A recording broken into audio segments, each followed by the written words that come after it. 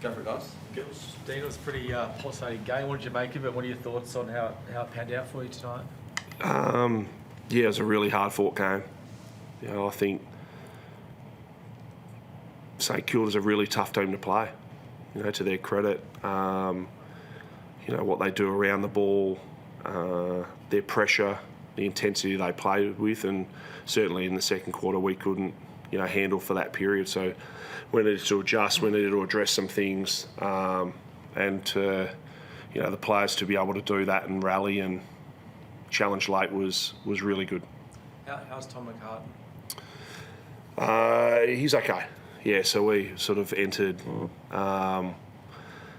into protocols. That's the first thing. You just ruled out of the game with symptoms and entered straight into protocols. So he's okay now. We'll just assess him in the next couple of days. We'll support him. But he was walking around the change rooms, which was really good. The understanding is that he, as far as we know, he doesn't have concussion at this stage. Is that what you've heard?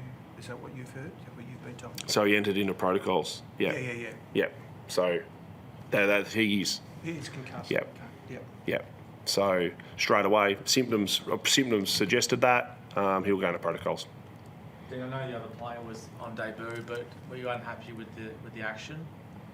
I didn't really have a look at the action, and I haven't really seen it. I saw Tom, and my attention turned straight away to Tom, and then from there, what we're going to do. We'd already made a sub, so we had to try and get into play as quickly as we possibly could. Make sure Tom was right. How do we address the team? And that was what I focused on. What do you think of the sub rule, Dean? It really crawled you there. Oh, is there? But that's a decision that we made. My ideal thing with the sub rule is to, if you have 5 players there, why can't they play? Yeah. Do you need to have a sub? My thing is just play all 5. Do you think the result of this game was evidence of the on-field leadership that you've got and those players who are now back in the side and able to impact in the way that they did? Yeah, they certainly help. I think to have your captain back, obviously, to have Malik and Errol, obviously Isaac and Harry Cunningham, just some real experienced players, and certainly behind the ball, really steady the ship. And I think from there the importance in making sure they understand what's happening within the game, what do they need to go to, what teammates do they rely on, and we train it a lot. And I think one thing you have to make sure is you know how to close moments out. Will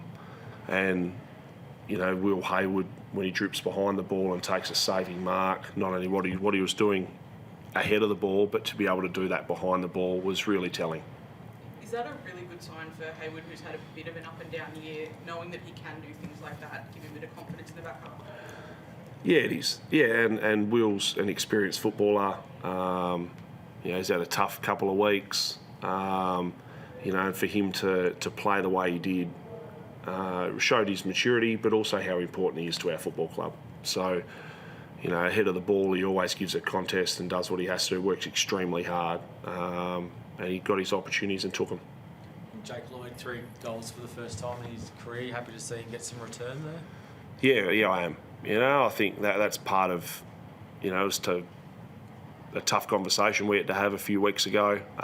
To his credit, he's responded the way we would have expected him to go back, play extremely well, get his chance again in the team and play the way he has. And he's playing a different role as well. So he's always been open to whatever the team needs, and he's showing that by his actions. How's your heart rate as Grundy tapped that ball to Errol? It was, and that's the part about the tight contest is, the ability for the good players to stand up when they have to.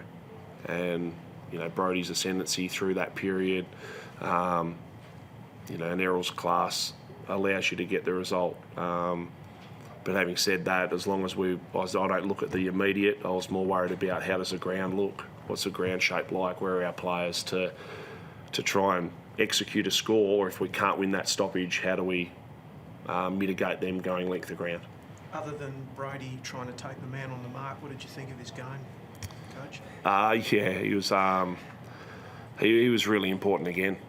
I think that's one thing that he's sort of shown over 10, 11 weeks now, is the importance of how good he is and how important he is for our footy club. So, yeah, I had no questions on his preparation. He does it as good as anyone.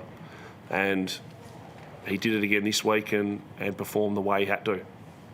I know you're getting asked about this a lot as well, but how are you feeling about your season and what's to come in the run home?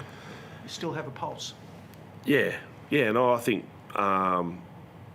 we'll keep doing what we have to. Even if we don't have one, we want to make sure that we finish this year off as well as we possibly can.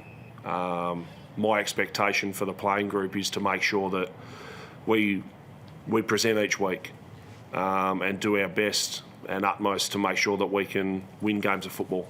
So that won't change. They're aware of that and they'll live up to that. I asked you a couple of weeks about Angus Sheldrick's game and his improvement because he's got opportunity this year. Tonight it felt like his ball use was another step up. How have you seen his growth over the last few weeks? Yeah, you're exactly right. I think he now is feeling that he's comfortable understanding what AFL football's about. When you're in and out of the team and you can't build any consistency through understanding where players are, what the heat of the game's like, speed of the game, he's improved. He'd had a couple of quieter weeks and bounced back really well tonight. So he's still a young footballer, and it's great to see that he's getting these opportunities and he's taking them with both hands. So, he'll work on his game and try and improve as quickly and as much as he possibly can for the remainder of the year. Thanks, guys. Thank you.